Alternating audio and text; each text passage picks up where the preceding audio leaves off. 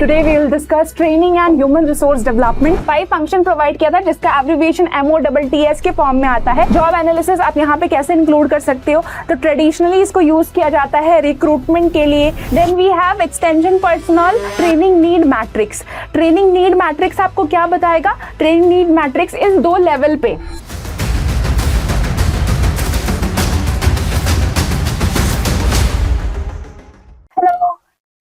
Good evening, everyone. So I am Pallavi Pandey, PhD first year scholar of IRI New Delhi. And हम ASRB का batch पढ़ा रहे हैं। अभी ASRB agriculture extension का batch चल रहा है हमारा 2026 का, ठीक है। और आज हमारी फर्स्ट यूट्यूब के लिए I guess first demo class है। इससे पहले हमने एक क्वेश्चन डिस्कशन का भी वीडियो शेयर किया है। आई होप आपने देखा हो, नहीं देखा हो तो एक बार विजिट करिए। And then today will discuss 1 chapter का थोड़ा सा 1 घंटे का एक हम वीडियो रिकॉर्ड कर रहे हैं, सो दैट आपको आइडिया हो कि एग्जैक्टली किस तरीके से आपको पढ़ाया जाएगा। हमारा बैच अभी चल रहा है, काफी सारे यूनिट्स हमने कवर कर लिए हैं, 2-3 यूनिट्स हमारे पेंडिंग रहते हैं, बहुत सारे बच्चे हमसे जुड़े हुए हैं। Okay, so here we are. Today we will discuss training and human resource development. आप अवेयर होंगे दैट हमारे पास 10 यूनिट आती है हमारी एग्रीकल्चर एक्सटेंशन के सिलेबस में। Overall 10 units we have, okay, different units. और उसमें से एक इंपॉर्टेंट यूनिट हमारे पास training and human resource development का भी आता है। Okay, so here we have this is the like different batches we have for ICR, ASRB. this is for JRF के लिए बैचेस। आप अगर IRI वाला से अवेयर हैं, उनके वेबसाइट विजिट करते हो तो आपको इन कोर्सेज के बारे में आइडिया होगा ही। मैं क्या बेटर आपको बताऊंगी, आपको पता होगा। जो भी आपका सब्जेक्ट है, जिसमें भी आप इंटरेस्टेड हो, वो सारे सब्जेक्ट के लिए हमारे पास बैचेस चलते हैं। अभी एक कॉम्पिटिटिव एग्जाम के लिए भी शुरू हुआ है, सो आप अपने हिसाब से देख लेना। एंड यहाँ पे गूगल फॉर्म की लिंक भी प्रोवाइड की गई है। आई होप आपको शायद ये PDF के फॉर्म में इस वीडियो के साथ लिंक कर दिया जाएगा, so that you can give your feedback also. And आपको अगर कुछ एक्स्ट्रा इन्फॉर्मेशन चाहिए होगा तो वो भी आप वहां से गैदर कर सकते हो, right. So here we are, तो we can start। हम स्टार्ट करते हैं ह्यूमन रिसोर्स मैनेजमेंट से। What is human resource management? Extension पढ़ रहे हैं तो हमारे लिए ह्यूमन रिसोर्स बहुत ही इंपॉर्टेंट है ना। बाकी सारे रिसोर्सेज भी रिक्वायर्ड होते हैं अगर हमें डेवलपमेंट करना है overall, but human resource most important है। और बीइंग अ एक्सटेंशनिस्ट आपको पता है कि सबसे बेस्ट जो आपके पास काम होता है, सबसे पहला जो काम होता है कि how you gonna communicate with the farmers, with the end users, है ना। B it farmer, B it research scientist, आप किस तरीके से उनके बीच में कम्युनिकेट करोगे, उनको किस तरीके से ऐसा फील करवाओगे कि उनके लेवल पे आप आके एंड उनसे बात कर रहे हो, so that they can share their problem, they can share their solution, है ना। वो सारी चीजें आपसे शेयर कर सके, तो वो बहुत इंपॉर्टेंट फैक्टर है। उसी तरीके से ह्यूमन रिसोर्स का मैनेजमेंट बहुत इंपॉर्टेंट होता है। मैनेजमेंट कैसे आएगा? प्लानिंग के थ्रू आएगा। तो डिफरेंट टर्म हम सीखते हैं, human resource planning, human resource development. तो इस चैप्टर में हम देखेंगे। शॉर्ट सा वीडियो है तो आपको एक ओवरऑल ग्लिम्स मैं देने की कोशिश करूंगी about training and about human resource development. तो यहाँ आप देख रहे हो human resource management. Human resource management is the application of management principles to manage people working in an organisation. एक ऑर्गेनाइजेशन में जिस तरीके से जितने लोग काम करते हैं उनको किस तरीके से हमें मैनेज करना है, कैसे उनको प्लान करना है ना, किस तरीके से उनके रोल्स को डिसाइड करना है, कैसे उनकी पावर को एक्सरसाइज करना है। तो ये सारी चीजें हम किस में करते हैं? ह्यूमन रिसोर्स प्लानिंग में करते हैं। Okay, and human resource planning have functions, different functions होती है ह्यूमन रिसोर्स मैनेजमेंट के। ह्यूमन रिसोर्स मैनेजमेंट में आपके recruitment, selection, placement, training and development. Training और डेवलपमेंट भी दोनों अलग अलग वर्ड है। यहाँ पे अभी हम आगे की स्लाइड में मैं आपको एक्सप्लेन करूंगी ट्रेनिंग और डेवलपमेंट में क्या डिफरेंस है exactly. Okay, and here we have performance appraisal, promotion, employee reward. तो ये सारे जो हमारे यूज होते हैं ह्यूमन रिसोर्स मैनेजमेंट में। ओके, ह्यूमन रिसोर्स मैनेजमेंट में ये सब यूज होता है। यहाँ पे आप देखोगे father of HRD in India doctor Uday Pareek का आता है। एक और नेम है famous personality doctor TV Rao, उनका भी कहीं कहीं किसी बुक में देखोगे तो आप नेम देखोगे कि उनका नेम भी आता है father of HRD in India human resource development के लिए, क्योंकि इन दोनों ने साथ में मिलकर ह्यूमन रिसोर्स डेवलपमेंट का एक डिपार्टमेंट स्टैब्लिश किया था, है ना। द फर्स्ट डिपार्टमेंट जो ह्यूमन रिसोर्स डेवलपमेंट में स्टैब्लिश हुआ था, apart from the administrative roles, apart from the administrative council, है ना, उसके अलावा जो एक डिपार्टमेंट स्टैब्लिश हुआ था that is for human resource development, इन दोनों ने किया था। तो बहुत सारे बुक में बेस्ड ऑन सीनियरिटी जूनियरिटी इनका नाम मेंशन किया जाता है। अगर दोनों के नेम ऑप्शन में होंगे तो आप दोनों को ही साथ में बोथ का ऑप्शन लगाना, ठीक है। देन ह्यूमन रिसोर्स डेवलपमेंट जो है, ह्यूमन रिसोर्स मैनेजमेंट यहाँ पे हम पढ़ रहे हैं, it is concerned with people, है ना, लोगों से कंसर्न होता है। ह्यूमन रिसोर्स मैनेजमेंट है तो ये लोगों से कंसर्न है, ह्यूमन रिसोर्स से कंसर्न है, इसमें ऑर्गेनाइजेशन का ज्यादा रोल नहीं दिया गया है। एंड नेचर कैसा है, रिएक्टिव। रिएक्टिव का क्या मतलब है कि जब रिक्वायरमेंट होगी, है ना, जब आपके पास कंपनी में, ऑर्गेनाइजेशन में प्लेस वेकेंट है, दैट टाइम आप क्या करोगे, आप एडवर्टाइज करोगे, रिक्रूट करोगे, है ना, रोल डिसाइड करोगे। अगर कोई ह्यूमन आपके पास कोई आता है, आपका एम्प्लॉय आपके पास अपनी प्रॉब्लम शेयर करने, फिर आप उसको सोल्यूशन प्रोवाइड करोगे, तो रिएक्टिव है ना, जब तक कोई कॉन्सिक्वेंस नहीं होगा तब तक उसका रिएक्शन नहीं आता है। तो ह्यूमन रिसोर्स डेवलपमेंट में आप इस तरीके से देख रहे हो, ठीक है। And then we can move to our next slide.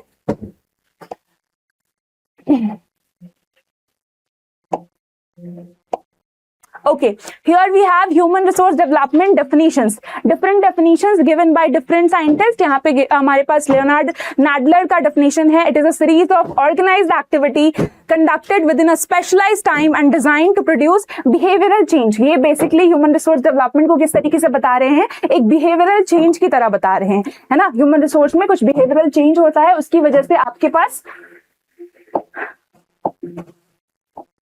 Behavioural change आता है, जिसकी वजह से हम क्या करते हैं, एक सीरीज ऑफ ऑर्गेनाइज्ड एक्टिविटी वहां पे रेगुलेट होती है। Okay, then we have from professor T V Rao. T V Rao मैंने बोला था आपको, उदय पारिक के साथ उन्होंने मिलके जो है ह्यूमन रिसोर्स डेवलपमेंट का डिपार्टमेंट स्टैब्लिश किया था इंडिया में।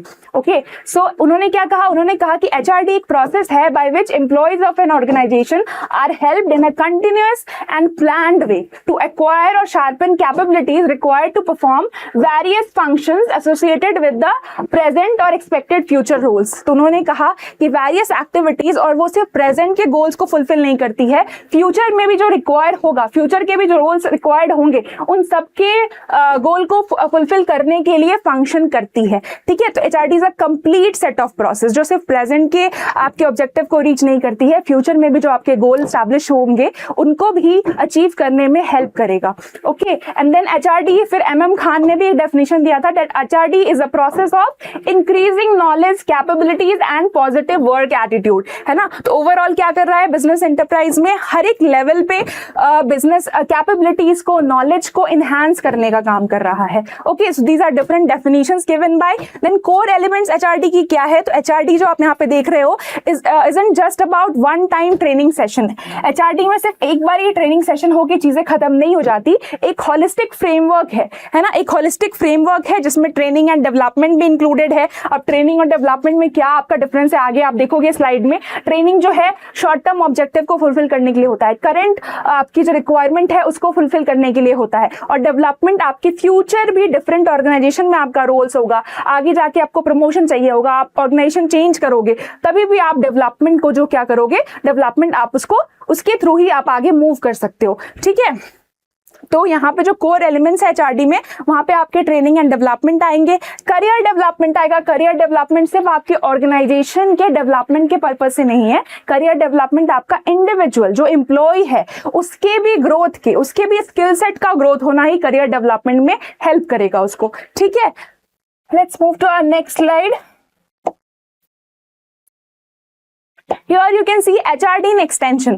तो HRD हम क्योंकि एक्सटेंशन में ही पढ़ रहे हैं, ये सारा सिलेबस जो है हमारा, इन सबको हमको इनकॉर्पोरेट करना है कहाँ पे, हमारे एक्सटेंशन के साथ। और एक्सटेंशन में भी कौन सा एक्सटेंशन, एग्रीकल्चर एक्सटेंशन के साथ, राइट, जो हमारा कोर पर्पस है। तो हम इसको लिंक करने की कोशिश करेंगे। HRD अप्रोच टू एक्सटेंशन किसने एलैबोरेट किया था, नील्स रोलिंग का नाम आप बार बार पढ़ोगे, और उन्होंने 5 फंक्शन दिया है ना, इसके लिए उन्होंने 5 फंक्शन प्रोवाइड किया था।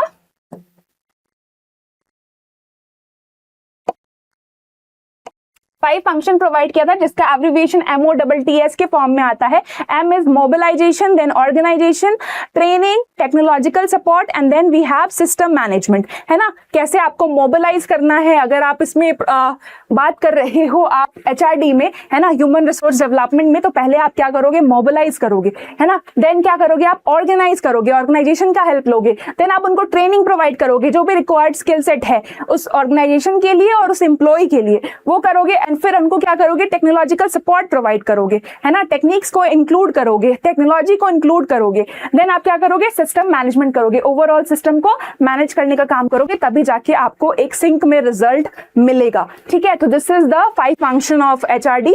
एंड एचआरडी डिपार्टमेंट की अगर बात करें तो मैंने अभी मेंशन किया था आपको कि इन दोनों ने मिलकर एचआरडी डिपार्टमेंट को स्टैब्लिश किया था, इंडिया में ही नहीं वर्ल्ड में भी स्टैब्लिश किया था। पहला एचआरडी डिपार्टमेंट जो हम बोल रहे हैं वो था। ठीक है, उन्होंने स्पेशली एक डेडिकेटेड डिपार्टमेंट बनाया था, जबकि पहले वो एडमिनिस्ट्रेटिव पर्सनल के अंदर आता था, एचआरडी का डिपार्टमेंट ही, है ना, एडमिनिस्ट्रेशन के अंदर आता था, बट बाद में उन्होंने उसको सेपरेट किया। बाद में जाके प्रोफेसर टीवी राव ने उसके नेटवर्क पे भी काम किया, एचआरडी नेटवर्क पे भी काम किया, है ना, आगे जाके उन्होंने और उसमें स्पेशल चीजें उन्होंने इंक्लूड करी। ठीक है, तो यहां से हमें ये मिल गया, हमें एचआरडी का डेफिनेशन हमने देखा ही था, हमें यहाँ पे कंपोनेंट मिल गया। Then here we have human resource, और इसका जो कंपोनेंट है उसमें सिर्फ ट्रेनिंग एंड, यहाँ पे जो आप देख रहे थे यहाँ पे ट्रेनिंग एंड डेवलपमेंट था, करियर डेवलपमेंट था,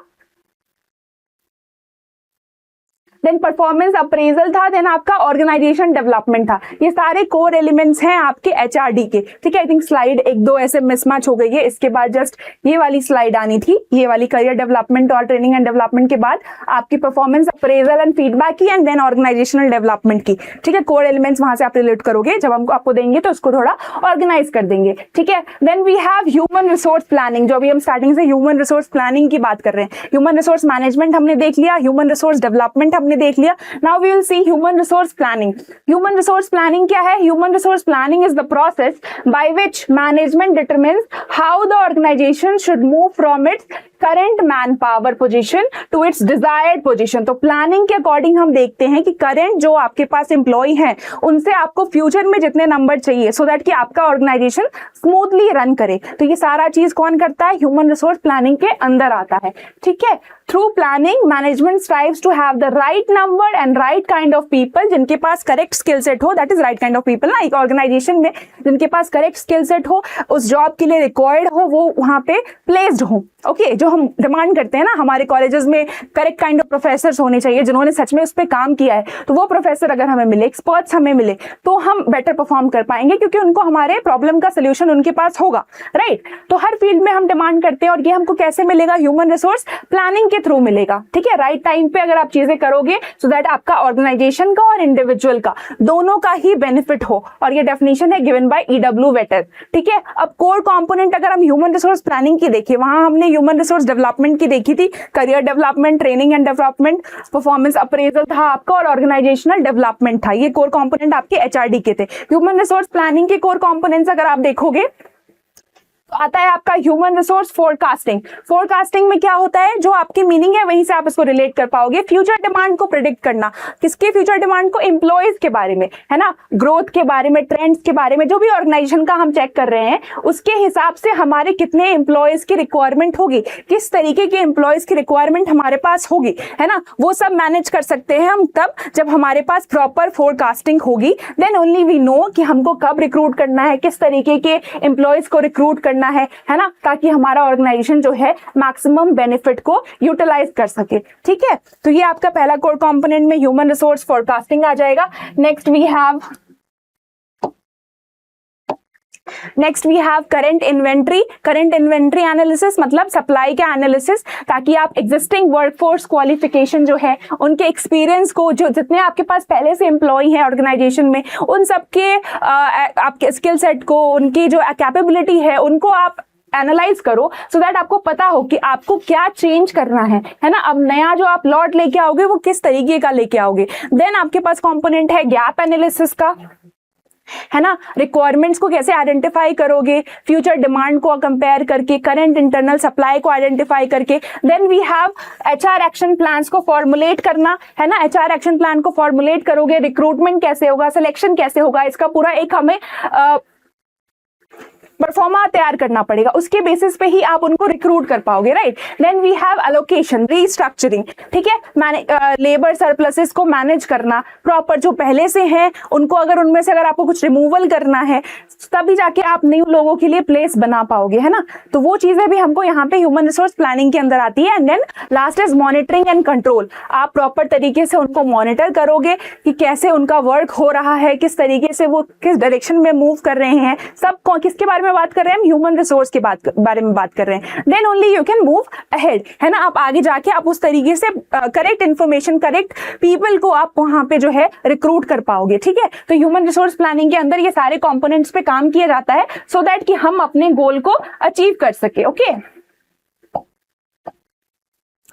Then you'll see human resource planning for extension. Human resource planning, अब डेवलपमेंट को हमने ह्यूमन रिसोर्स डेवलपमेंट को एक्सटेंशन में देखा था, ह्यूमन रिसोर्स प्लानिंग को अगर एक्सटेंशन में देखें तो ह्यूमन रिसोर्स प्लानिंग जो है फोरकास्टिंग को यूज करती है ताकि फ्यूचर पर्सनल के नीड्स के बारे में पता लगे, एक्सटेंशन ऑर्गेनाइजेशन में किस तरीके के इंडिविजुअल की रिक्वायरमेंट है ना, उनको ही हम रिक्रूट करें, उनको हम ट्रेन करें ताकि हमारा ऑब्जेक्टिव अचीव हो सके, ठीक है। फिर रैपिड चेंज जो टेक्नोलॉजी में आ रहा है, फार्मर की नीड में आ रहा है, मार्केट में आ रहा है कि मार्केट से कनेक्टिविटी नहीं है, और ये सिर्फ अभी की प्रॉब्लम नहीं है, ये सालों से चली आ रही है, पर इसको हमको टेक्नोलॉजी से कनेक्ट करना है। एक्सटेंशन की मेजर डिमांड तो यही है ना कि फार्मर्स को रिसर्चर से किस तरीके से कनेक्ट करे ताकि एक स्मूथ फंक्शन हो पाए उनका, है ना। तो ये सब हम टेक्नोलॉजी को कनेक्ट करके कर सकते हैं। तो ये सारी चीजें हम ह्यूमन रिसोर्स प्लानिंग के थ्रू अचीव कर सकते हैं, ठीक है। फ्यूचर मैन पावर रिक्वायरमेंट को यहाँ पे प्लान किया जा सकता है, जो भी रिक्वायर्ड स्किल है इंडिविजुअल में उनको हम आइडेंटिफाई कर सकते हैं, एम्प्लॉयज को हम क्या कर सकते हैं, उनको रिक्रूट कर सकते हैं, development and training of personal यहाँ पे हम कर सकते हैं, ठीक है। तो ये सारी आपकी ह्यूमन रिसोर्स प्लानिंग को जब हम एक्सटेंशन में इनकॉर्पोरेट करते हैं तो हम उनको किस तरीके से ले सकते हैं, ये हमको यहाँ से समझ में आ रहा है ना। ह्यूमन रिसोर्स प्लानिंग को की डेफिनेशन समझने के बाद, उनके कोर कंपोनेंट समझने के बाद हम उनको एक्सटेंशन में किस तरीके से मर्ज कर सकते हैं, किस तरीके से इनकॉर्पोरेट कर सकते हैं, ये हमको यहाँ पे समझ में आता है, ठीक है। दो मेजर कंपोनेंट अगर आप यहाँ देखोगे तो हमने वहां पे तो पढ़ लिया, लेकिन एक्सटेंशन में क्या क्या आप इंक्लूड करते हो, है ना। हमने डिफरेंट कंपोनेंट्स तो हमने पढ़े, वहां पे फोरकास्टिंग भी था आपका, है ना। वहां पे आपका डिफरेंट क्या क्या पढ़ा आपने, वहां पे आपका सप्लाई एनालिसिस का भी था, गैप एनालिसिस का था, एचआर एक्शन को फॉर्मुलेट करने का था, लोकेशन का था, देन आपका क्या था, मॉनिटरिंग एंड कंट्रोल का था। पर एक्सटेंशन में जब आप पढ़ोगे तो एक्सटेंशन में कौन से मेजर 2 कंपोनेंट जो रिक्वायर्ड होते हैं, पहला है आपका ह्यूमन रिसोर्स फोरकास्टिंग ताकि फ्यूचर डिमांड को आप एसेस कर सको, एनालाइज कर सको, और प्रेजेंट पॉलिसीज को और ऑर्गेनाइजेशन को उस तरीके से एनालाइज करके आप न्यू पॉलिसी को फ्रेम कर सको जो फ्यूचर में आपके ऑर्गेनाइजेशन को बेनिफिट प्रोवाइड करेगा, ठीक है। जो ऑर्गेनाइजेशन भी यहाँ पे बन रहा है वो फार्मर रिलेटेड ही है ना, फार्मर रिलेटेड ही है। एफपीओज होते हैं ना, फार्मर प्रोड्यूसर ऑर्गेनाइजेशन, जो भी होते हैं आपके, जो भी ग्रुप्स बनेंगे, वो सारी ऐसे ऑर्गेनाइजेशन की बात की जा रही है जो एक्सटेंशन से रिलेटेड हो, है ना, फार्मर्स को सपोर्ट करे, उस तरीके से बात की जा रही है, ठीक है। एक तो आपके हो गए human resource forecasting, and next we have human resource audit, है ना। ह्यूमन रिसोर्स ऑडिट में क्या होगा, जो एम्प्लॉयज है उनको, उनके स्किल्स को, उनकी एबिलिटीज को, उनके परफॉर्मेंस को रिव्यू किया जाएगा, और जो एग्जिस्टिंग ह्यूमन रिसोर्स है किसी ऑर्गेनाइजेशन में उनको एक्सेस किया जाएगा, उनको देखा जाएगा कि ट्रेनिंग से हम उनको कितना बेटर बना सकते हैं, then only we can hire new people जिनके पास बेटर स्किल सेट हो, उस तरीके से हम कर सकते हैं। तो ऑडिट हमारे पास प्रॉपर होना चाहिए, फोरकास्टिंग हमारे पास होना चाहिए, then only we can plan कि हमें क्या चेंज करने की जरूरत है, ठीक है। देन टर्म आप यहाँ पे देखते हो, क्योंकि हम ट्रेनिंग पढ़ रहे हैं, ह्यूमन रिसोर्स डेवलपमेंट पढ़ रहे हैं, तो वहां पे आपके पास डिफरेंट टर्म्स आएंगे। तो एक टॉपिक हमारे पास आता है जॉब एनालिसिस का। जॉब एनालिसिस आप यहाँ पे कैसे इंक्लूड कर सकते हो, तो ट्रेडिशनली इसको यूज किया जाता है रिक्रूटमेंट के लिए, है ना, सुपरविजन के लिए, एडमिनिस्ट्रेशन को पे करने के लिए। तो लेकिन अब इसको क्या है, ऑर्गेनाइजेशनल डेवलपमेंट का एक इंपॉर्टेंट टूल बनाया गया है। ये क्या है, इंपॉर्टेंट टूल है ऑर्गेनाइजेशनल डेवलपमेंट का। तो जॉब एनालिसिस क्या है, जॉब एनालिसिस एक सिस्टमिक कलेक्शन है, systematic collection, evaluation and organisation of job related information. तो जॉब एनालिसिस में क्या क्या मिल रहा है आपको, एक कलेक्शन मिल रहा है, इवैल्यूएशन हो रहा है, organisation of job related information, job related जो भी इंफॉर्मेशन है उन सबका कलेक्शन, इवैल्यूएशन यहाँ पे हो रहा है, ठीक है। तो इंफॉर्मेशन किस तरीके से कलेक्ट किया जा सकता है, डिफरेंट फॉर्म में, इंटरव्यूज के फॉर्म में, मेल डिटेल्ड क्वेश्चनर के फॉर्म में, ऑब्जर्वेशन के फॉर्म में, स्टडी ऑफ रिकॉर्ड्स, है ना, डिफरेंट फॉर्म में जो है हम इंफॉर्मेशन को कलेक्ट कर सकते हैं एंड फिर हम उसको क्या करेंगे, एनालाइज करेंगे, है ना। तो इंफॉर्मेशन जो है आपके जॉब डिस्क्रिप्शन के बेसिस पे और जॉब स्पेसिफिकेशन के बेसिस पे, जॉब की क्या डिस्क्रिप्शन दी गई है, इस पोजीशन के लिए क्या क्या चीजें रिक्वायर्ड है, एंड देन जॉब की क्या स्पेसिफिकेशन दी गई है, इन दोनों के बेसिस पे हम क्या कर सकते हैं, जॉब एनालिसिस कर सकते हैं। और क्यों करते हैं जॉब एनालिसिस, तो हम पढ़ रहे हैं ह्यूमन रिसोर्स के बारे में, है ना, हम पढ़ रहे हैं बेटर इंडिविजुअल को हायर करने के बारे में, उनको रिक्रूट करने के बारे में, उनके मैनेजमेंट के बारे में।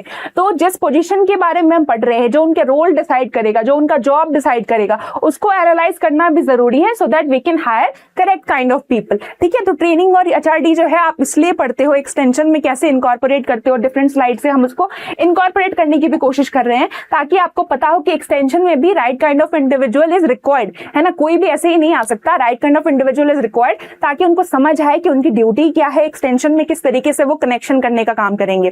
ठीक है, ज्यादा टर्मिनोलॉजी से आप ज्यादा परेशान मत होइएगा, क्योंकि ये तो हमारी ट्रेनिंग एंड एचआरडी के बारे में है, तो हम अभी इस तरीके से एक क्लास में इसको समाप्त करना है। बाकी जब हम डिस्क्रिप्टिव पढ़ाते हैं तो हम एक एक करके एक टर्म को एक्सप्लेन करने की कोशिश करते हैं, बट यहाँ पे हम डेमो में तो एक पूरा ओवरव्यू देना चाहेंगे ना आपको, कि आपको सब आइडिया हो कि किस तरीके से आप क्या क्या टर्म के बारे में और पढ़ सकते हो, है ना। सिर्फ रट्टा नहीं मारना है, आपको कॉन्सेप्ट को डीपर जाके समझना है, ताकि आपके कोई भी ऑब्जेक्टिव मिस ना हो। ठीक है, तो यहाँ आप देखोगे क्रिटिकल एट्रीब्यूट एक्सटेंशन पर्सनल के लिए, अब जो हम जॉब एनालिसिस जिसके लिए कर रहे हैं, तो अगर हम एक्सटेंशन के टर्म में देखें तो जो हमारे पास क्या है, एक्सटेंशन पर्सनल के लिए जो क्रिटिकल एट्रीब्यूट्स हैं वो हैं डिफरेंट एक्सटेंशन रोल, जो आपकी स्पेसिफाइड होते हैं, उनके लिए हमको डिफरेंट क्या करना होता है, एट्रीब्यूट्स रिक्वायर्ड होते हैं, ना। जिस तरीके का रोल होगा आपका सब्जेक्ट मैटर स्पेशलिस्ट का रोल होगा, है ना, आपका फिर विलेज लेवल एक्सटेंशन ऑफिसर का रोल होगा, तो जिस तरीके का आपका रोल होगा उस तरीके से आपके एट्रीब्यूट्स भी डिसाइडेड होंगे, है ना, वो आपको फॉलो करना होगा जब हम प्रोफेशनल एक्सटेंशन की बात करते हैं। ठीक है, तो इंपॉर्टेंट एट्रीब्यूट्स यहाँ पे दिया है, educational qualification, technical skills, experience, physical characteristics, mental abilities, value, attitude towards extension work, तो ये सब रिक्वायर्ड है अगर आपको एक एक्सटेंशन वर्कर को हायर करना है। उनकी कैरेक्टरिस्टिक्स ये सारे होने चाहिए, तो हम क्योंकि उनको रिलेट करने की कोशिश कर रहे हैं हर एक टॉपिक को एक्सटेंशन से, तो हम यहाँ पे देख रहे हैं। बाकी जब हम ऐसे डिस्क्रिप्टिव पढ़ेंगे तो एक एक चीज को हम प्रॉपर वे में पढ़ेंगे कि इसके एग्जाम्पल में क्या आता है। जैसे बोला ना, डिफरेंट एक्सटेंशन पर्सनल के डिफरेंट रोल्स होंगे, तो सब्जेक्ट मैटर स्पेशलिस्ट का क्या रोल होगा, उनके क्या कैरेक्टरिस्टिक्स होंगे, बट ये बेसिक कैरेक्टरिस्टिक्स है जो सारे एक्सटेंशन वर्कर्स में होने ही चाहिए। ठीक है, देन यहाँ आप देखोगे recruitment and training of extension personal, है ना। रिक्रूटमेंट किस तरीके से आपकी होती है, रिक्रूटमेंट में क्या होता है, सिलेक्शन होता है सूटेबल एक्सटेंशन पर्सनल का, एक्सटेंशन वर्क के लिए जो जो चीजें रिक्वायर्ड है, टेक्निकल कॉम्पिटेंस, है ना, कमिटमेंट, विलिंगनेस होना चाहिए रूरल पीपल को एजुकेट करने का। सिलेक्शन सिस्टम जो है ये क्वालिफाइड पर्सनल को आइडेंटिफाई करेगा, देन उनको रिक्रूट करने का काम करेगा। मेजर रिक्रूटमेंट सोर्सेज क्या कहाँ से आपके आ सकते हैं, तो विलेज एक्सटेंशन वर्कर आपने सुना होगा, agriculture extension officer, government placement agencies, private placement agencies, agriculture firms, educational institution, इन सब जगहों से आपका रिक्रूटमेंट हो सकता है। ये सोर्सेज हैं, डिफरेंट सोर्सेज हैं जहां से हम एक्सटेंशन पर्सनल को हायर करते हैं। ठीक है, अब ये है method and technique for selecting extension staff. तो यहाँ पे आपको एक ओवरव्यू पूरा मिल जाएगा किस तरीके से हम एक्सटेंशन स्टाफ को सिलेक्ट करते हैं। ये सिलेक्शन प्रोसेस है, देन आपका सिलेक्शन मेथड आ गया है इसमें, फिर इंपॉर्टेंट नॉन कॉग्निटिव क्वालिटीज है, एंड देन आपका असेसमेंट सेंटर टेक्निक्स है ना। तो यहाँ पे आप सब आइडेंटिफाई कर पाओगे सिलेक्शन प्रोसेस में। पहले आपको जॉब एडवर्टाइजमेंट से application, then initial screening, testing, interview, ये सारी चीजें जो है आपकी किसी भी ऑर्गेनाइजेशन में रिक्वायर्ड है, एक्सटेंशन में भी हम उसको इंक्लूड कर सकते हैं। ठीक है, और इंटरनल प्रमोशन किस तरीके से होता है, मेनी ऑर्गेनाइजेशन जो है अपने एग्जिस्टिंग एम्प्लॉइज को ही फर्दर आगे के पोजीशन पे भेज देते हैं, वो न्यू रिक्रूटमेंट नहीं करते हैं, है ना। उस पोजीशन के लिए वो क्या करते हैं, प्रमोशन प्रोवाइड कर देते हैं। ठीक है, तो उसमें क्या होता है, हमारी एडवांटेज है कि करियर अपॉर्चुनिटीज जो है उनको मिल जाती है, लॉयल्टी उनकी ऑर्गेनाइजेशन की तरफ है और उनको ही आगे किया जा रहा है, तो ये कुछ एडवांटेजेस हमको मिलते हैं। पर डिसएडवांटेजेस क्या है, लैटरल एंट्री को लिमिट कर दिया जाता है। आप जो है एग्जाम क्वालिफाई करके जो आपको जो है आप नहीं जा सकते, आप नए पोजीशन पे नहीं जा सकते, क्योंकि पुराना वाला ही प्रमोट हो रहा है ना। और क्या हो सकता है उसमें, जो प्रमोशन है वो मेनली सीनियोरिटी के बेस पे, एक्सपीरियंस के बेस पे होता है, स्किल सेट को ज्यादा नहीं देखा जाता है। आपके पास अगर बेटर टेक्नोलॉजी है या आपके पास बेटर माइंडसेट है, उसको नहीं देखा जाएगा। अगर कोई आपसे ज्यादा उस ऑर्गेनाइजेशन में है 5 साल 10 साल, उसको प्रमोट कर दिया जाएगा, भले ही उसके पास स्किल सेट ना हो। तो ये कुछ डिसएडवांटेज है अगर हम इंटरनल प्रमोशन पे जाते हैं। तो एक्सटेंशन में किस तरीके से चीजें होती हैं, इधर हम ये मेथड पे जाते हैं या कभी कभी इंटरनल प्रमोशन भी प्रोवाइड किया जाता है, अगर हम गवर्नमेंट एजेंसी की बात करें तो। ठीक है, then next we have training and development. जो आपको बोल रही थी ट्रेनिंग एंड डेवलपमेंट में क्या डिफरेंस है, यहाँ से आप थोड़ा आइडेंटिफाई कर पाओगे। ट्रेनिंग जो है प्रेजेंट जॉब स्किल्स को डेवलप करने के लिए काम करती है, और डेवलपमेंट जो है वो एम्प्लॉयज को फ्यूचर जॉब के लिए प्रिपेयर करता है। डेवलपमेंट फ्यूचर जॉब के लिए प्रिपेयर करता है, ट्रेनिंग जो एग्जिस्टिंग जॉब में जो भी चीजें रिक्वायर्ड है उनको बेटर करने के लिए काम करता है। ठीक है, तो ट्रेनिंग नीड्स कैसे आइडेंटिफाई होती है, जॉब एनालिसिस, परफॉर्मेंस अप्रेजल और ऑर्गेनाइजेशनल एनालिसिस के थ्रू, है ना। कैसे होती है, जॉब एनालिसिस के थ्रू, परफॉर्मेंस अप्रेजल और ऑर्गेनाइजेशनल एनालिसिस। जॉब एनालिसिस हमने देख लिया, परफॉर्मेंस अप्रेजल भी आई थिंक आगे आएगा, आपको मिल जाएगा। ठीक है, और ऑर्गेनाइजेशन का एनालिसिस करके ऑर्गेनाइजेशन की क्या क्या रिक्वायरमेंट है उसके बेसिस पे हम क्या कर सकते हैं, ट्रेनिंग नीड को आइडेंटिफाई कर सकते हैं कि किस तरीके से हम उनको बेटर ट्रेनिंग दे सो दैट ऑर्गेनाइजेशन में वो बेटर परफॉर्म करे। ये डिफरेंट ट्रेनिंग मेथड्स हैं। You must be aware, games, role playing, simulation, है ना, जो आपका रियल एक्सपीरियंस बेस्ड बनाते हैं, then exercises, case studies, field experiences, अलग अलग ट्रेनिंग मेथड के थ्रू हम उनको ट्रेन कर सकते हैं। ठीक है, तो जो आपका बिगर क्वेश्चन था ट्रेनिंग और डेवलपमेंट के बीच का, वो आपको समझ में आ गया होगा I guess. Then we have extension personal. Training किस तरीके से उनकी जो है एक्सटेंशन पर्सनल की ट्रेनिंग नीड कैसे आइडेंटिफाई की जाएगी और कब उनको ट्रेनिंग की जरूरत पड़ती है। तो इम्प्रूव टेक्नोलॉजी, ह्यूमन रिलेशंस, है ना, प्रॉब्लम सॉल्विंग, बेसिक मैनेजमेंट, इन सब जगह पे उनको क्या होगी, ट्रेनिंग की रिक्वायरमेंट होगी। यहाँ से हम आइडेंटिफाई कर सकते हैं। मैनेजमेंट डेवलपमेंट प्रोग्राम्स आप क्या देख सकते हो, improve managerial skills of senior extension officer, managers को किस तरीके से हम फ्यूचर रिस्पॉन्सिबिलिटीज के लिए प्रिपेयर कर सकते हैं। मॉडर्न मैनेजमेंट टेक्निक्स में हम क्या क्या इंक्लूड करते हैं, decision making, classroom instruction, training session, educational institute. तो ये सारी चीजें हम जो है मैनेजमेंट डेवलपमेंट प्रोग्राम्स में इंक्लूड कर सकते हैं अगर हमको एक्सटेंशन ऑफिसर के लिए प्लान करना पड़ेगा। ठीक है, then we have performance appraisal. जो मैं आपको बोल रही थी, एक जॉब एनालिसिस था हमारे पास, देन एक परफॉर्मेंस अप्रेजल एंड देन एक हमारे पास ऑर्गेनाइजेशनल एनालिसिस था। तो परफॉर्मेंस अप्रेजल में क्या आप देख रहे हो, एम्प्लॉय के परफॉर्मेंस को इवैल्यूएट किया जाता है एम्प्लॉय के डेवलपमेंट को गाइड करने के लिए। ओके, एंड देन इसमें हमको फीडबैक मिलता है। फीडबैक कहाँ से मिलेगा आपको, उनके पेयर्स से मिलेगा, है ना, उनके सीनियर से मिलेगा, उनसे खुद का मिलेगा और खुद का फीडबैक भी मिलेगा। इससे क्या होगा, एक हेल्दी वर्क क्लाइमेट क्रिएट होगा और ट्रेनिंग नीड को हम आइडेंटिफाई कर पाएंगे कि कहाँ पे उनको एक्चुअल रिक्वायरमेंट है एक स्किल सेट की, एक प्रॉपर ट्रेनिंग की, सो दैट कि वो ऑर्गेनाइजेशन में बेटर जो है इन्वॉल्व हो पाए, बेटर सपोर्ट कर पाए। ठीक है, तो मेजर पर्पस क्या होता है आपका कि आपको फीडबैक चाहिए होता है, आपको उनको गाइडेंस प्रोवाइड करना होता है, परफॉर्मेंस गोल्स को हम आइडेंटिफाई करते हैं, ट्रेनिंग नीड को आइडेंटिफाई करते हैं, इनपुट फॉर मैनेजमेंट डिसीजन हमको यहाँ से मिलता है, मोटिवेशन मिलता है, एंड देन एम्प्लॉय का ओवरऑल डेवलपमेंट हो पाता है। ठीक है, तो ये आपका परफॉर्मेंस अप्रेजल के बारे में था। Next up we have performance appraisal का स्टेप्स। परफॉर्मेंस अप्रेजल क्या है वो हमने देखा। परफॉर्मेंस अप्रेजल के स्टेप्स कैसे हम आइडेंटिफाई कर सकते हैं, तो क्रिटिकल एट्रीब्यूट्स को पहले आपको आइडेंटिफाई करना है, देन आप पीरियोडिक रिव्यू ले सकते हो, फिर एम्प्लॉयज के साथ, डिफरेंट एम्प्लॉयज के साथ डिस्कशन कर सकते हो, and then training and development need को आइडेंटिफाई कर सकते हो। उसके अकॉर्डिंग ट्रेनिंग सेट को क्या आप करोगे, फ्रेम करोगे। ठीक है, प्रॉपर की किस तरीके से आप ट्रेनिंग सेशन को ऑर्गेनाइज करोगे। पोटेंशियल अप्रेजल क्या हो सकता है, फ्यूचर ओरिएंटेड अप्रेजल, है ना, फ्यूचर में कोई प्रॉब्लम आ गई, कोई आपकी टेक्नोलॉजी न्यू तरीके से चेंज हो रही है, तो आपको और किस तरीके से अपने आप को प्रिपेयर करना है ताकि आप फ्यूचर के रोल के लिए भी प्रिपेयर्ड हो जाओ, है ना, वैसी ट्रेनिंग भी आपको प्रोवाइड की जाए। तो एम्प्लॉय को हायर रिस्पॉन्सिबिलिटीज के लिए एसेस करना कि उसके पास वो स्किल सेट है कि नहीं, कि अगर हमें हायर रिस्पॉन्सिबिलिटी उनको प्रोवाइड करनी पड़ी तो वो उसको प्रॉपरली जो है उस रोल को प्ले कर पाएंगे कि नहीं। तो इसके लिए भी उनको हमको तैयार करना पड़ेगा, है ना। करियर डेवलपमेंट में भी हेल्प करता है। तो डिफरेंट मेथड है जिसके थ्रू हम उसको जो है बेटर ट्रेनिंग प्रोवाइड कर सकते हैं। तो सेल्फ अप्रेजल, खुद से एम्प्लॉय अगर अपना क्या करे, वेट हाँ ये था ना, खुद से एम्प्लॉय अगर अपना क्या करे, सेल्फ अप्रेजल कर सके, खुद से आइडेंटिफाई कर सके अपनी प्रॉब्लम्स को।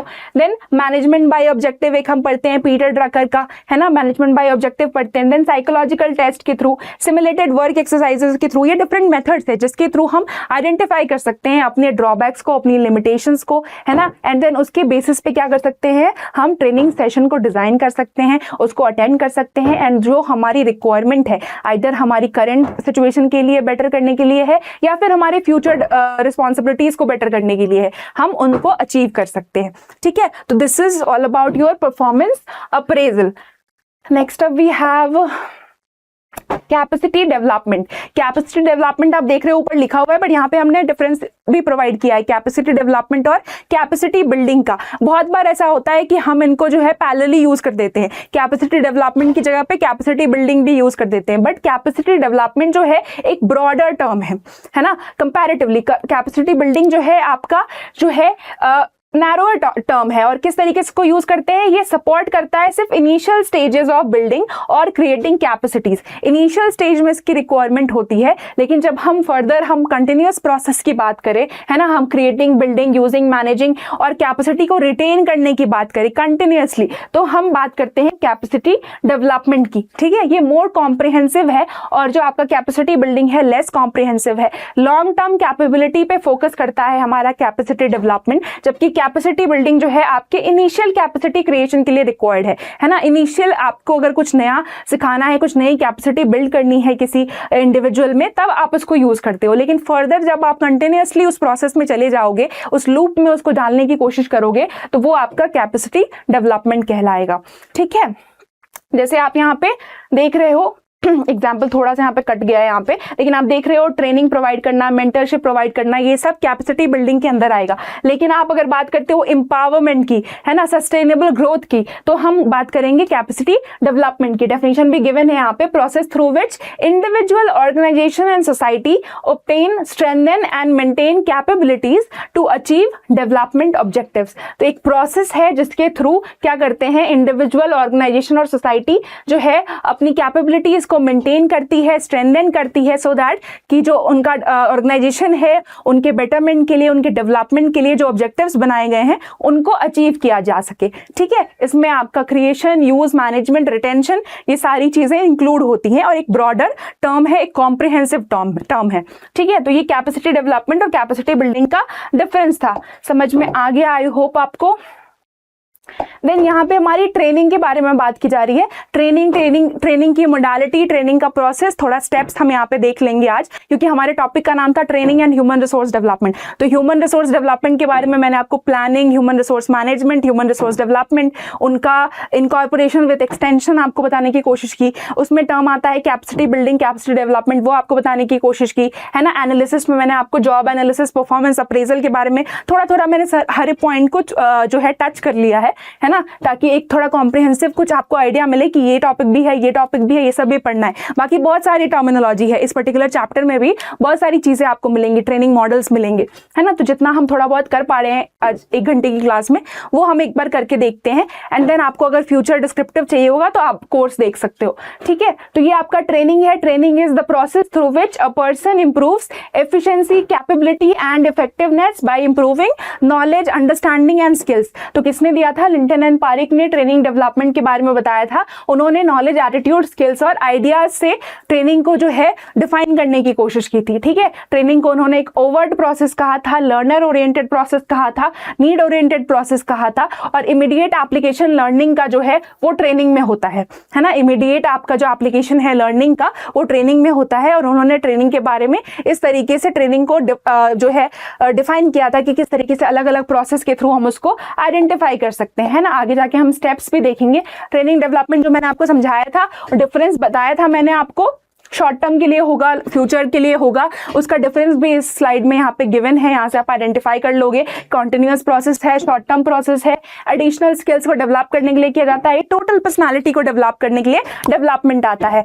ना। करेंट जॉब परफॉर्मेंस के लिए इसकी रिक्वायरमेंट है, और ये फ्यूचर जॉब के स्किल्स के लिए इसकी रिक्वायरमेंट है। ठीक है, इनिशिएटिव ये मैनेजमेंट के थ्रू लिया गया है, और ये इंडिविजुअल के थ्रू लिया जाता है। ठीक है, तो ये आपका डिफरेंस है जो हमने पहले भी डिस्कस किया है। Then we have training need. Training need क्या होता है, है ना, जब आपको रिक्वायरमेंट होती है ट्रेनिंग की, gap between actual performance and desired performance, जो आपसे परफॉर्मेंस की डिजायर है ऑर्गेनाइजेशन को, है ना, जो आपको लगता है कि आपको इस लेवल का परफॉर्मेंस करना था, इस लेवल की प्रोडक्टिविटी चाहिए थी और उस लेवल की नहीं आ रही है, जिस लेवल की आ रही है उन दोनों के बीच में जो गैप है, that is your training need, है ना। वही हमको एनालाइज करके उसी को हमको फिल करने की कोशिश करनी है। वो कैसे होगा? ट्रेनिंग सेशन हम जब बनाएंगे उसके थ्रू होगा, ठीक है। तो एक्सपेक्टेड और एक्चुअल जॉब परफॉर्मेंस के बीच में जो गैप आता है, जो डिफरेंस आता है, that is your training need, और इसको एसेस करके ही हम आगे बढ़ सकते हैं, ठीक है। और this is different type of training need. यहाँ पे आप देख रहे हो discrepancy view, democratic view, diagnostic view, है ना, ये तीन आपका ट्रेनिंग नीड के बारे में गिवन है। Then other type of training need भी यहाँ पे दिया है, micro training need, macro training need, pre service training need. तो जैसे जैसे इन सर्विस ट्रेनिंग नीड, जो नेम सजेस्ट कर रहा है, थोड़ा इंग्लिश का टर्मिनोलॉजी अगर आपको आती है अच्छे से तो आप इसको भी आइडेंटिफाई कर लोगे, है ना। डिजायर्ड और ऑब्जर्व परफॉर्मेंस के बीच में गैप है, डिस्क्रिपेंसी व्यू। डेमोक्रेटिक व्यू में आपका क्या है? Change desired by the majority of a reference group. Majority जो रेफरेंस ग्रुप का आपका चेंज एक्सेप्ट करता है, आपसे एक्सपेक्ट करने की कोशिश करता है, वही आपका ट्रेनिंग नीड में आ जाएगा। और नीड उस एब्सेंस और डेफिशिएंसी की वजह से क्या होगा? कुछ हार्मफुल इफेक्ट होगा। तो अगर ऐसा कुछ परफॉर्मेंस में आपकी प्रॉब्लम आ रही है कि उसके एब्सेंस की वजह से आपका पूरे जो है परफॉर्मेंस ही अफेक्ट हो रहा है ना, आपके ऑर्गेनाइजेशन को लॉस हो रहा है, सिर्फ बेनिफिट नहीं हो रहा है, चलो ठीक है, लेकिन लॉस भी हो रहा है, तो ऐसी कंडीशन आती है, दैट इज डायग्नोस्टिक व्यू से हम उसको आइडेंटिफाई कर सकते हैं। देन आपका स्पेसिफिक और माइन्यूट एलिमेंट्स अगर आपको ऐड करनी है तो माइक्रो ट्रेनिंग नीड में आप कर सकते हो। मैक्रो ट्रेनिंग नीड में ब्रॉड करिकुलम रिक्वायरमेंट्स होगी, आपको ज्यादा बेटर, ज्यादा ब्रॉड लेवल पे आपको समझना पड़ेगा। प्री सर्विस में जब आप किसी ऑर्गेनाइजेशन में एंटर करते हो उसके पहले आपको जो ट्रेनिंग नीड की रिक्वायरमेंट है वो यहाँ से आप देख सकते हो, और इन सर्विस में जब आप उसमें इन्वॉल्व हो ऑर्गेनाइजेशन में, उस वक्त पे आप किस तरीके से अपनी कैपेबिलिटीज को जो है इवॉल्व कर सकते हो, वो यहाँ पे आप देख सकते हो। तो ये different type of training need है। Next up we have training need matrix. Training need matrix आपको क्या बताएगा? ट्रेनिंग नीड मैट्रिक्स इस दो लेवल पे, ये जो आपका लेवल ऑफ एबिलिटी है और लेवल ऑफ जॉब नीड है, इन दोनों लेवल की वजह से आपको पता करने की कोशिश करेंगे कि ट्रेनिंग नीड एक्चुअल में कितनी ज्यादा है, लो है या हाई है ना। तो लेवल ऑफ एबिलिटी और level of job need. Level of ability आपकी इंडिविजुअल के बेसिस पे होगी, इंडिविजुअल के पास क्या स्किल सेट है, क्या नहीं है, कितनी कम है, कितनी ज्यादा है, उसके बेसिस पे उनको कितनी ज्यादा ट्रेनिंग की रिक्वायरमेंट है। और जॉब जिस पोजीशन पे वो है, उस पोजीशन, उस जॉब की क्या रिक्वायरमेंट है, उसको क्या स्किल चाहिए, उसको हाई चाहिए, लो चाहिए, उसके बेसिस पे हम ट्रेनिंग नीड कितनी रिक्वायर्ड है वो आइडेंटिफाई करने की कोशिश करेंगे, और यही आपका ट्रेनिंग नीड मैट्रिक्स देता है, ठीक है। तो लेवल ऑफ एबिलिटी आप देख रहे हो, अगर किसी इंडिविजुअल की लेवल ऑफ एबिलिटी लो है और उसका जो जॉब नीड है उसका लेवल है हाई, है ना, पोजीशन जॉब हाई डिमांड कर रहा है स्किल सेट, और लेवल ऑफ एबिलिटी लो है इंडिविजुअल की, इसका मतलब ट्रेनिंग नीड जो है उसकी बहुत ही ज्यादा हाई होगी, है ना, बहुत ही ज्यादा हाई होगी। अगर लेवल ऑफ एबिलिटी मॉडरेट है और जॉब नीड हाई है तो मीडियम ट्रेनिंग नीड है। लेकिन अगर लेवल ऑफ एबिलिटी जब लो हो जाती है और लेवल ऑफ जॉब नीड भी लो है तो यहाँ पे भी मीडियम होगी। लेकिन अगर लेवल ऑफ एबिलिटी हाई है, इंडिविजुअल की स्किल सेट काफी स्ट्रांग है ना, हाई है, और उसका लेवल ऑफ जॉब नीड भी हाई है, तभी भी यहाँ पे हमको क्या होगी? लो ट्रेनिंग नीड होगी, क्योंकि जो जॉब की जो चीजें हाई है, जॉब का रिक्वायरमेंट हाई है, लेकिन इंडिविजुअल का स्किल सेट भी उतना ही स्ट्रांग है ना। जब स्किल सेट स्ट्रांग है तो उसको ट्रेनिंग नीड की रिक्वायरमेंट कम होगी, ठीक है। तो आप समझ पा रहे हो, ट्रेनिंग नीड मैट्रिक्स में ये दो लेवल पे हम आइडेंटिफाई करने की कोशिश करते हैं, लेवल ऑफ एबिलिटी और लेवल ऑफ जॉब नीड। उसके बेसिस पे हम आइडेंटिफाई करते हैं कि ट्रेनिंग नीड की रिक्वायरमेंट कितनी ज्यादा है या कितनी कम है, हाई, मीडियम, लो, इसके बेसिस पे हम एनालाइज करते हैं, ठीक है। लो ट्रेनिंग नीड जो है आपकी करियर ग्रोथ ट्रेनिंग नीड के बारे में बताएगी, है ना। अगर आपको लो ट्रेनिंग नीड है तो आप करियर में किस तरीके से ग्रोथ कर रहे हो उसका एग्जांपल हो सकता है। अगर आपको हाई ट्रेनिंग नीड है, इसका मतलब क्या है? क्रिटिकल ट्रेनिंग नीड है, बहुत ही रिक्वायर्ड है आपको, है ना, बहुत ही जल्दी आपको ट्रेनिंग में इन्वॉल्व होना है, तभी जाके आप बेटर परफॉर्म कर सकते हो। तो यहां से आप आइडेंटिफाई कर सकते हो, ठीक है। Then we have different phases of training. Lynton and Pareek ने 3 फेजेस दिया था ट्रेनिंग का। पहला है हमारा pre training phase, then training phase, then we have post training phase.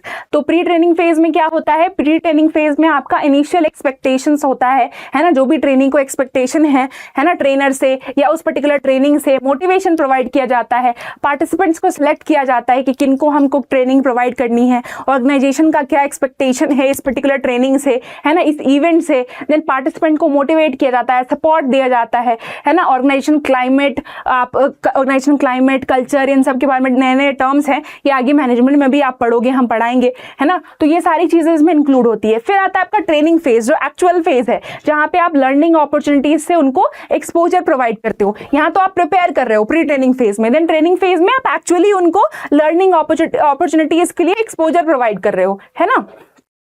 यहाँ पे इनिशियल ट्रायल होता है एक्सपीरियंस का, फीडबैक भी आप यहाँ पे ले सकते हो। तो एक्टिव पार्टिसिपेंट इन्वॉल्वमेंट कहाँ पे होता है आपका, अगर कोई पूछे कि एक्टिव पार्टिसिपेंट इन्वॉल्वमेंट किस ट्रेनिंग फेज में होता है, तो लिंटन एंड पारिक के ट्रेनिंग फेज में आपका एक्टिव पार्टिसिपेंट इन्वॉल्वमेंट होता है, ठीक है। देन आपका पोस्ट ट्रेनिंग, इसका कैमरा कहाँ है? आइडिया नहीं सर, और आपका 5-10 minute. 10 Okay, sorry. Okay, so training phase we were discussing, pre-training phase, training phase, then we have post-training phase. तो training phase में आपका active involvement होता है participation का, then आता है आपका post-training phase. post-training phase में transfer of learning to work situation, है ना। जो आपने सीखा है, जो एक्टिव इन्वॉल्वमेंट आपकी ट्रेनिंग फेज में हुई है, उसका आपको क्या करना है, यहाँ पे इम्प्लीमेंटेशन करना है, पोस्ट ट्रेनिंग फेज में देखना है, एंड उस तरीके से फिर आपको क्या किया जाएगा, एक तरीके से फॉलो अप यहाँ पे लिया जाएगा, इम्पैक्ट असेसमेंट किया जाएगा, मेजर किया जाएगा कि कितना आपने सीखा, कितना आप इंप्लीमेंट कर पा रहे हो, नहीं कर पा रहे हो, तो आप पोस्ट ट्रेनिंग फेज में आ सकते हो। तो ये 3 फेज है जो लिंटन एंड पारिक में दिया था। थोड़ा सा यहाँ पे स्लाइड कट रहा है I guess. Then we have different models of training also. Different models of training अगर आप देखोगे, पहला है हमारे पास सिंपल मॉडल। सिंपल मॉडल में कौन इन्वॉल्व होता है, पार्टिसिपेंट एंड ऑर्गेनाइजेशन, है ना। बहुत ही सिंपल बेसिक मॉडल है ये, जिसमें हम पार्टिसिपेंट और ऑर्गेनाइजेशन को इन्वॉल्व करते हैं। जो ट्रेनी है, जिसको नॉलेज, स्किल सेट, एटीट्यूड की रिक्वायरमेंट है, और जो हमारा ऑर्गेनाइजेशन है, जो रिसोर्सेज प्रोवाइड करता है और इंप्रूवमेंट एक्सपेक्ट करता है परफॉर्मेंस में, है ना, कि इंडिविजुअल बेटर परफॉर्म करे। तो ये मॉडल जो है प्योरली क्या है, ट्रांजेक्शनल मॉडल है। ट्रांजेक्शनल मॉडल है, ऑर्गेनाइजेशन रिसोर्सेज प्रोवाइड करेगा, इंडिविजुअल जो है बेटर परफॉर्मेंस प्रोवाइड करेगा, ठीक है। और ये हमको एश्योर करेगा कि ऑर्गेनाइजेशन को ट्रेनिंग किस तरीके से पार्टिसिपेंट को प्रोवाइड करनी है और उनका ऑब्जेक्टिव को मीट करना है। अगर ऑर्गेनाइजेशन ट्रेनिंग सेशन डिजाइन कर रहा है इंडिविजुअल के लिए, तो इंडिविजुअल उसमें पार्टिसिपेट करके बेटर परफॉर्म करके ऑर्गेनाइजेशन को बेटर रिजल्ट प्रोवाइड कर सकता है। तो प्योरली ट्रांजेक्शनल है। 2 इसके आपके कंपोनेंट्स है, पार्टिसिपेंट और ऑब्जर्वेशन, इसलिए इसको सिंपल मॉडल कहा जाता है। मोस्ट बेसिक मॉडल जो है इसको कहा जाता है। Okay, then we have elaborated model, जिसमें पार्टिसिपेंट ऑर्गेनाइजेशन के साथ साथ एक फीडबैक आ गया, है ना। एक फीडबैक टर्म भी आपका कंपोनेंट जुड़ गया है यहाँ पे। इसमें क्या है, डायरेक्ट अपग्रेड है आपके सिंपल मॉडल से, के बाद इलैबोरेटेड मॉडल आया है। फीडबैक जो है 2 वे कम्युनिकेशन लूप का काम कर रहा है इसमें, है ना। इवैल्यूएट कर रहा है कि पार्टिसिपेंट ने जो ट्रेनिंग में चीजें सीखी हैं वो एक्चुअल में उनको हेल्प करी है या नहीं, ऑर्गेनाइजेशन को बेटर परफॉर्म करने में वो हेल्प कर रहा है कि नहीं, और अगर नहीं कर रहा है तो हमको ट्रेनिंग सेशन को किस तरीके से इंप्रूव करना होगा, है ना। यहाँ पे गिवन भी है कि हमको फ्यूचर ट्रेनिंग सेशन को कैसे इंप्रूव करना पड़ेगा। जब हमको फीडबैक मिलेगा तभी हमको पता लगेगा कि हम कहाँ पे जो है हमारी ड्रॉबैक आ रही है, कहाँ पे हमारा लिमिटेशन आ रहा है, ठीक है। फिर आपका है एक स्पाइरल और साइक्लिकल मॉडल भी इसको बोलते हैं, जो लिंटन एंड पारिक ने ही दिया था, जो भी हमने पढ़ा, pre training phase, training phase and post training phase, वो भी एक मॉडल से आपका आता है, ठीक है। ये हमने एक बार पढ़ लिया है तो आपको आइडिया होगा ही। एक और हमारा मॉडल बचता है डिसीजन मॉडल, है ना। डिसीजन मॉडल, ये मॉडल जो है हाईली फेवर्ड है पॉलिसी मेकर्स और मैनेजर के थ्रू, क्योंकि ट्रेनिंग को ये एक स्ट्रैटेजिक बिजनेस डिसीजन की तरह देखता है। तो एक बिजनेस मॉडल की तरह डिसीजन मॉडल को हम देखते हैं, है ना। ये प्रॉब्लम सॉल्विंग पे और रिसोर्स एलोकेशन पे फोकस करता है कि किस तरीके से हमारा प्रॉब्लम का सोल्यूशन हो सकता है। Before launching a programme, manager जो है इस मॉडल को यूज करता है, डिसीजन मॉडल को, और देखता है कि ट्रेनिंग जो है करेक्ट सोल्यूशन दे पाएगा या नहीं, ऑर्गेनाइजेशन का प्रॉब्लम जो है सॉल्व कर पाएगा कि नहीं, ठीक है। तो ये हमको क्या इंश्योर करता है, ट्रेनिंग इन्वेस्टमेंट डायरेक्टली जो है वो अलाइन होनी चाहिए आपके इंस्टीट्यूशन के ओवर आर्चिंग गोल के साथ। जो ट्रेनिंग में हम इन्वेस्ट कर रहे हैं, जो हम एक्सपेक्ट कर रहे हैं, वो उस गोल को अचीव कर पाएगा कि नहीं, है ना। ये हम यहाँ से आइडेंटिफाई कर सकते हैं। तो डिसीजन मॉडल जो है आपका मोस्ट प्रेफर्ड मॉडल है। अगर आप पॉलिसी मेकर्स की बात करो, है ना, आप बिजनेस मॉडल की बात करो, तो वो इस मॉडल को यूज करते हैं, ठीक है।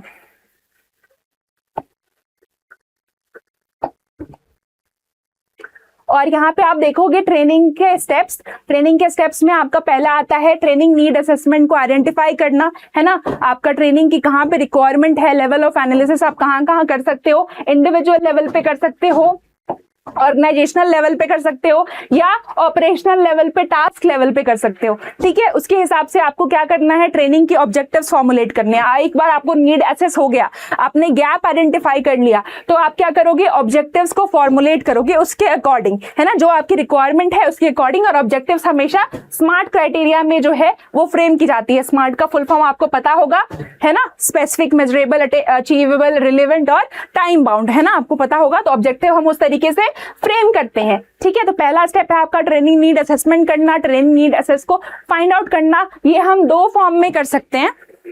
ट्रेनिंग नीड असेसमेंट जो है आपका दो मेथड से हो सकता है, एम्पेरिकल मेथड और रैशनल मेथड। एम्पेरिकल मेथड क्या है, आपका एक्सपेरिमेंटेशन मेथड आता है, और रैशनल मेथड क्या है, लॉजिकल मेथड है ना, लॉजिकल मेथड है। और ये आपका जो है एक्सपेरिमेंटेशन मेथड से इसको इंक्लूड कर सकते हो। ये डिफरेंट इसमें टर्म्स आती हैं, ऑब्जेक्टिव्स कलेक्शन के बेसिस पे, जॉब एनालिसिस, चेकलिस्ट, क्वेश्चनर, ये सारी चीजें आती है, critical incident technique, okay, research methodology में भी आपने पढ़ा होगा। देन रैशनल मेथड में आपका ऑब्जर्वेशन, इनफॉर्मल टॉक्स, है ना, लॉजिकल जजमेंट्स पे बेस्ड है, ओपिनियन पोल्स, इन सब पे ये बेस्ड होता है। तो ये दो मेथड से हम ट्रेनिंग नीड को एसेस कर सकते हैं, ओके।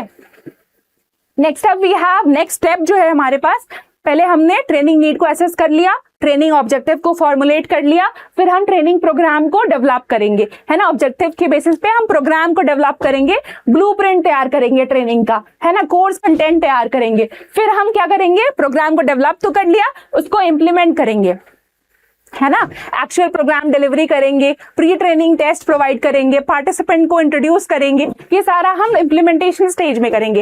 एंड एक बार इंप्लीमेंट हो गया, फिर हम क्या करेंगे, मॉनिटरिंग और इवैल्यूएशन में जाएंगे, पोस्ट टेस्ट करेंगे, इवैल्यूएशन करेंगे कि हमारा जो प्रोग्राम था, जो इंप्लीमेंट किया है, वो कितना सक्सेसफुल हुआ है, क्या रिजल्ट रहा, क्या इम्पैक्ट रहा। तो ये आपके ट्रेनिंग के स्टेप्स हैं, है ना। मैंने शॉर्ट में ऐसे बता दिया है ताकि आपको एक आइडिया मिल जाए उसका, है ना, मॉनिटरिंग और इवैल्यूएशन।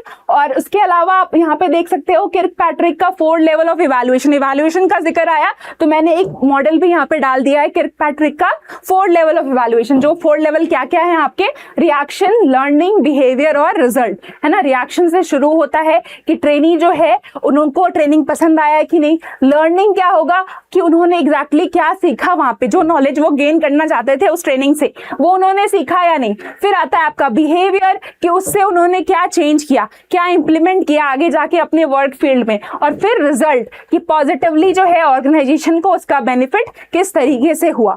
तो ये इवैल्यूएशन में हम किर्कपैट्रिक बहुत ही फेमस मॉडल है, इसके बारे में पढ़ते हैं। और भी डिफरेंट मॉडल्स है इवैल्यूएशन के, बट एक मैंने यहाँ पे इंक्लूड किया है, ठीक है। मॉनिटरिंग एंड इवैल्यूएशन के बाद क्या करोगे आप, फॉलो अप भी कर सकते हो ट्रेनिंग का, जो आपने प्रोवाइड किया है उसका क्या आउटकम आ रहा है, बार बार उसको चेक कर सकते हो, एक साइकिल में मूव कर सकते हो, बाद में उसको चेंज करके वापस अपग्रेड कर सकते हो उस ट्रेनिंग सेशन को, ठीक है। ये आपके ट्रेनिंग के स्टेप्स है। ये डिफरेंट अप्रोचेस है आपके ट्रेनिंग के स्टेप्स, ट्रेनिंग के मॉडल्स, इन सब के बारे में यहाँ पे गिवन है। तो ट्रेनिंग का अप्रोच है ट्रेडिशनल अप्रोच आपके कैसे स्टेप्स जाते हैं जो हमने पढ़ा, उसके बारे में गिवन है। नीड असेसमेंट, ऑब्जेक्टिव का फॉर्मुलेशन, ऑब्जेक्टिव सेटिंग, फिर प्रोग्राम को डिजाइन करना, फिर प्रोग्राम को इंप्लीमेंट करना, फिर मॉनिटरिंग एंड इवैल्यूएशन, है ना। ये आपका लूज और लेस प्रिसाइज मेथड है, ठीक है। फिर आपका प्रोसेस अप्रोच आता है जिसमें 5 फेजेस है, ठीक है। ये डिस्क्रीट अप्रोच है, देन ये प्रोसेस अप्रोच है ना। 5 फेजेस इंटर रिलेटेड, इंटरडिपेंडेंट होते हैं, आर डी मिलर ने दिया था। इंटरकनेक्टेड सब प्रोसेसेस इसमें इंक्लूड होते हैं। अप्रोचेस इंपॉर्टेंट है, एक्सटेंशन के भी अप्रोचेस आपने पढ़े होंगे, है ना। 8 अप्रोचेस ऑफ एक्सटेंशन किसने दिया था, कमेंट अगर आपको जब ये वीडियो आएगा आप मुझे बताना। और 6 अप्रोचेस ऑफ एक्सटेंशन किसने दिया था, ठीक है। फिर आप देखोगे ट्रेडिशनल डिस्क्रीट अप्रोच के बाद, प्रोसेस अप्रोच के बाद आपका सिस्टम अप्रोच भी गिवन है ना। सिस्टम अप्रोच जो अल्फ्रेड यॉर्क ने दिया था, इंजीनियरिंग कॉन्सेप्ट से डिराइव किया गया था। इसको इंटरडिपेंडेंट सिस्टम माना गया, कंप्लीट ऑर्गेनाइजेशन को एक सब सिस्टम के रूप में देखा गया कि पूरा जो है एक सिस्टम में वर्क करता है, एक दूसरे की इंटरडिपेंडेंसी होती है ना। फिर उस सिस्टम अप्रोच का ही जब हमने उसको थोड़ा और ब्रॉड किया तो एक डायग्नोस्टिक अप्रोच में डाला कि सिस्टम अगर इंटर रिलेटेड और इंटरडिपेंडेंट होगा तो एक भी सिस्टम के सब में अगर अफेक्ट आया तो बाकी उसके फंक्शनिंग पे भी अफेक्ट आएगा, है ना। एक सिस्टम का पार्ट, अगर एक पार्ट खराब हो रहा है तो बाकी सिस्टम में भी उसका अफेक्ट जाएगा, ठीक है। देन यहाँ पे एक टर्म गिवन है ट्रेनिंग मोडालिटी।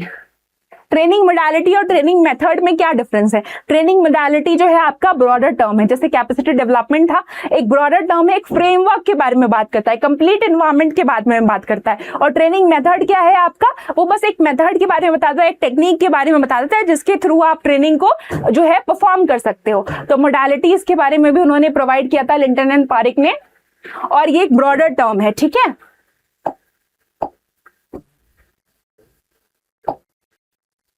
तो ट्रेनिंग मोडालिटी के डिफरेंट फीचर्स आप यहाँ देख रहे हो। एक है direct contact training, distance training. Face to face जब आप ट्रेनिंग प्रोवाइड करोगे तो that is your direct contact training. Example में इसमें फार्मर फील्ड स्कूल आ सकता है। डिस्टेंस ट्रेनिंग, जब आप जो है लार्ज नंबर ऑफ पीपल को आपको पहुंचना है, टेक्नोलॉजी के थ्रू आप जाओगे, फेस टू फेस इंटरेक्शन नहीं हो पाएगा, ऑल इंडिया रेडियो आप यूज कर सकते हो। फिर फॉर्मल ट्रेनिंग जिसमें फिक्स सिलेबस होता है ना, तो आप केवीके ट्रेनिंग में अगर जो आपका प्रोवाइड कर सकते हो। Non formal training, flexible content होगा, फार्मर्स ट्रेनिंग जब हम प्रोवाइड करते हैं। Then informal training, learning by doing, है ना, ऑब्जर्वेशन के थ्रू हम सीखते हैं, पार्टिसिपेटरी एक्शन रिसर्च में आ सकता है। फिर आपका सेंट्रलाइज ट्रेनिंग, फिर डिस्पर्स ट्रेनिंग, है ना। तो सेंट्रलाइज ट्रेनिंग क्या है आपका? सेंट्रल इंस्टीट्यूट प्लान करता है इसको और उसको ऑर्गेनाइज करता है। देन डिस्पर्स ट्रेनिंग में ऑटोनोमस यूनिट जो है इसको मैनेज करने की कोशिश करेगा। तो different kind of training modality यहाँ पे गिवन है ना। ये कंप्लीट फ्रेमवर्क है, ब्रॉडर टर्म है, एनवायरमेंट को भी इंक्लूड करता है, मेथड्स को भी इंक्लूड करता है, सब चीजों को इंक्लूड करता है ना। ट्रेनिंग मेथड यहाँ पे नैरोअर टर्म है।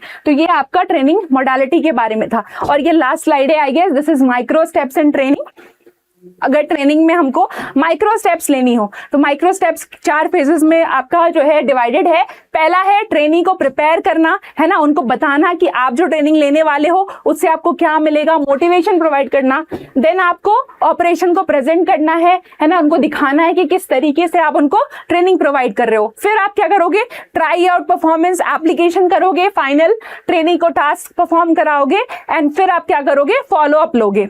एक बारी आपने ट्रेनिंग सब कुछ कर लिया, इंप्लीमेंट कर दिया, तो अब क्या करोगे? उनको रेगुलर आपका फॉलो अप लेना जरूरी है ताकि वो चीज जो है डाइल्यूट ना हो जाए, है ना, कि एक बारी आपने कर दिया और वो खत्म हो गया, ऐसा ना हो, इसलिए आपको फॉलो अप लेना जरूरी है। तो ये माइक्रो स्टेप्स इन ट्रेनिंग है, ठीक है। तो this was our complete slide about training and human resource development. हमारा इंपॉर्टेंट यूनिट है, बड़ा यूनिट है। इसको हमने थोड़ा उसका बेसिक इंट्रो जो होता है एक प्रेजेंटेशन में लाने की, 1 घंटे की क्लास में लाने की कोशिश की, ताकि आपको आइडिया हो कि कितने सारे टॉपिक्स हैं, क्या क्या हमको पढ़ना है ना। बहुत सारी चीजें मैंने थोड़ा थोड़ा बस टच किया है कि आपको आइडिया लगे कि उसमें हम और डिटेल में क्या पढ़ेंगे, ठीक है। तो अगर आपको इसके बारे में कोई भी इंफॉर्मेशन चाहिए होगी, IRI वाला की वेबसाइट पे जाइए, वहां से आप आइडिया ले सकते हो ASRB बैच का, जो हमारे इस टाइम भी चल रहा है, और फिर और भी जो बैचेस हैं, जो डिफरेंट सब्जेक्ट है आपका, डिफरेंट में आप इन्वॉल्व होंगे, तो उसके लिए काम करो। ओके, आई होप आपके लिए ये थोड़ा यूजफुल हो, ये वाला कंटेंट, ठीक है।